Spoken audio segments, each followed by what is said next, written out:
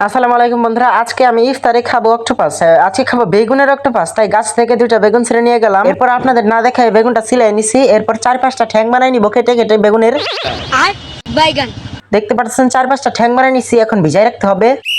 1 বছর পর 1 বছর ভিজাই রাখার পর পানিগুলো ফালাইয়া বেগুনটা রাখলাম। এরপরে অন্যদিকে আমি চুলায় আগুন জ্বালাই দিলাম। এরপর একটা বাটিতে বেসন এবং সকল মশলা নিয়ে মিক্স করে নেবো। এখানে আমি ঠ্যাঙ্গালা বেগুনটা চুবাই দিব। ভালোভাবে মিশিয়ে তেল গরম করা চুলার মধ্যে ছেড়ে দেবো। এক সাইডে যে বাকি বেসনগুলো ছিল ওইগুলো দিয়ে দিলাম। 5 থেকে 6 মিনিটের ভিতরে হয়ে যাবে এটা। যাই হোক, দেখতে পারতেছেন আমি কিন্তু ভাজা বেগুন উল্টাই খাইতে জানি।